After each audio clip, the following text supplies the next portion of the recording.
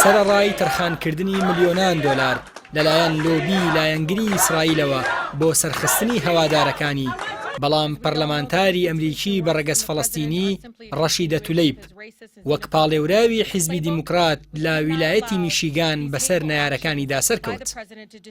ئەوەش نیشانەی گەشەکردنی تەوژمی چەپی پێشکەوتنخوازە کە بێرنی ساندەرس ڕابەرایەتی دەکات. ئەمەش کە بە پێچەوانەی خواستی پشتیوانیەکانی ڕێکخراوی زایۆنیستی و پارێزکارەکانی ئەمریکا هەڵوێز وەردەگرن. تولیب لە هەڵبژاردننی ناوخۆی حیزبی دیموکرات لە ویلایەتی میشیگان بە ڕێژەی زیاتر لە 165 سەرکەوتنی بەسەر ڕکابەرەکانیدا تۆمار کرد کە لە ناویاندا جانی سوێنفری هەبوو لەلایەن ڕێکخراوی ئایپاکی ناودارترین لۆبی جوولەکەی لایەنگری ئیسرائیلەوە پشتیوانی دەکرا. بەپێی پێگەی میدڵ ئێست ئای بەریتانی، ئایپاک لیژنەیەکی بە ناوی لیژنەی کاری سیاسی پێکهێنا و ملیۆنێک دۆلاری بۆ تەرخان کرد کە ئەویش لەلایەن سەرمایەدارانی زایۆنیستیەوە پاڵپشتی دەکرا.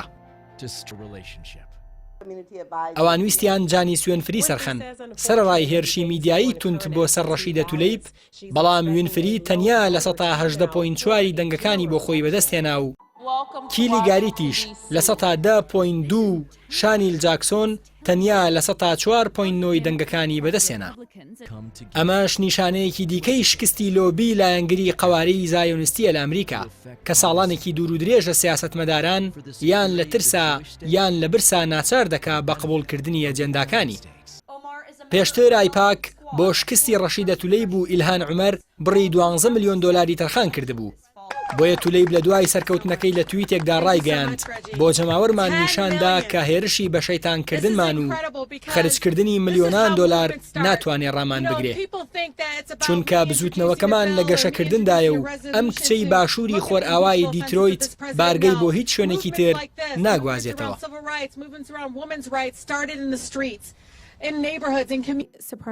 بەهۆی هەڵوێستی پشتیوانی لە کێشەی فەڵەستینی و دژایەتی داگیرکەرانی ئیسرائیلی، هەمیشە لۆبی زایۆنیستی نایاری سەرسەختی تولیبن لە کۆنگرێسدا. لە دوای سەرکەوتنیشی وەکو پاڵێوراوی حیزبی دیموکرات لە ویلایەتە بەهۆی بوونی ژمارەیەکی زۆر لە موسڵمان و عەرەب و پێشکەوتنخوازەکان و بەو پێش کە ئەو ناوچەیە مەکۆی هەمیشەیی حیزبی دیموکرات بۆ لە هەڵبژاردنەکانی کۆنگرێسدا، بۆیە سەرکەوتنی تولیب بۆ کۆنگرێسی ئەمریکا مسۆگەرە. بەڵام لە دوایە و ناکامیەی ئایپاک و زایۆنیستەکان ئەم جارەیان نارەکانی و پاڵێوراوە بەردەوامن لەسەر پشتیوانی پاڵێوراوی کۆماریەکان، بەو هیوایی لە دەنگەکانی تولیب کەم بکەنەوە.